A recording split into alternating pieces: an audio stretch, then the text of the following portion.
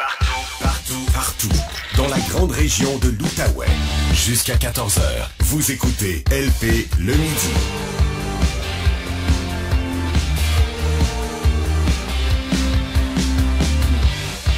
La santé publique a donc confirmé en conférence de presse un peu plus tôt ce matin qu'il y a 17 cas suspects de variole du singe dans la grande région de Montréal. Donc, c'est pas tellement loin d'ici, évidemment. C'est pas une maladie très connue. C'est la première fois que j'en entends parler ici au Canada. Donc, ça mérite des explications. Et c'est pourquoi on va aller retrouver tout de suite Patrick Filion, microbiologiste et professeur au Cégep de l'Outaouais. Salut, Patrick. Salut, LP. La variole du singe, est-ce que c'est une nouvelle maladie, Patrick? Non, c'est pas une nouvelle maladie. Là. Ça fait plus de 60 ans qu'on connaît ce virus-là. Toutefois, c'est un virus là, qu'on retrouve beaucoup plus en Afrique subsaharienne, là, Afrique centrale et de l'Ouest.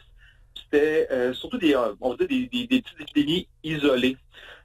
Donc des cas très, très rares là, en Europe ou au Canada ou en Amérique. Donc c'est pour ça que je pense qu'on en parle un petit peu plus, parce qu'on a vu quelques éclosions là, au Royaume-Uni, Portugal, Espagne, puis maintenant des cas présumés au Canada et aussi un aux États-Unis. Donc, c'est pour ça qu'on en parle un petit peu plus. Mais on connaît le virus. Aux États-Unis, c'est un cas confirmé, je pense, alors qu'ici, pour l'instant, on parle de cas présumés ou de cas suspects.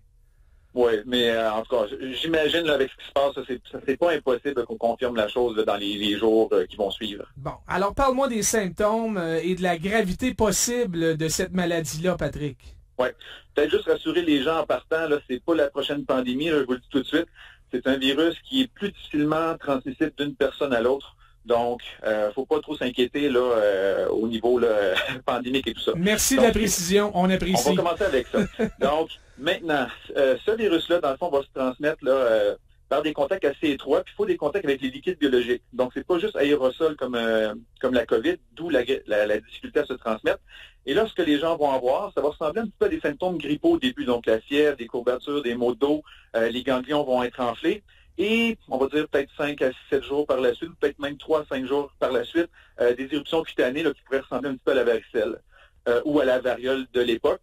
Oui, on a vu les images, c'est pas beau, là, ça fait des cloches, là. Non, c'est ça sera pas beau. La variole, c'était pas beau non plus, mais c'est quand même beaucoup moins grave que la variole ne l'était. Puis un des facteurs aussi qui explique pourquoi on en voit peut-être un petit peu plus présentement, c'est que lorsqu'on vaccinait là, avant les années 80 contre la variole, comme ce sont deux, on va dire, des virus cousins, il y avait une certaine protection qui était conférée aussi contre la variole du singe. Mais là, ça fait plus de 40 ans qu'on ne vaccine plus contre la variole, parce que la variole a été éradiquée. Donc là, on voit qu'il y a une certaine recrudescence des cas, mais pas au point là, de causer une panique générale partout. Puis c'est une maladie qui, dans la très, très grande majorité des cas, va être bénigne, mais qui peut quand même entraîner certains décès. Mais là, encore une fois, je vais rappeler aux gens, la varicelle, pour nous, au Québec, on la voit comme une maladie infantile relativement bénigne, oui. Mais il y a quand même des décès liés à la varicelle. Donc, tu sais, il y a toujours des cas d'exception, des gens plus vulnérables, plus fragiles. Donc, il peut y avoir des décès liés à cette infection-là, mais ce seront de rares cas. C'est très rare. Patrick, avant d'aller plus loin, pourquoi on appelle ça la variole du singe, au juste? Oui, dans le fond, c'est un virus de la famille des poxviridés ou des orthopoxviridés, donc un peu la même famille que la variole. Donc, on l'appelle la variole du singe parce qu'elle affecte les singes. Puis, en fait, elle affecte les singes, oui, mais le principal réservoir, ce sont des petits écureuils qu'on trouve en Afrique. Mais bon, les symptômes sont peut-être plus visibles ou affectent plus les singes et les humains par la suite.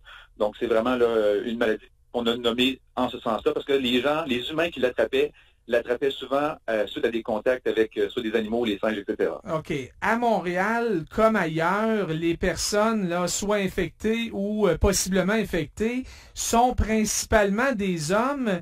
Et un peu comme le sida, ça semble toucher davantage la communauté homosexuelle, Patrick. Oui, pour l'instant, les cas que l'on voit, c'est principalement ces gens-là.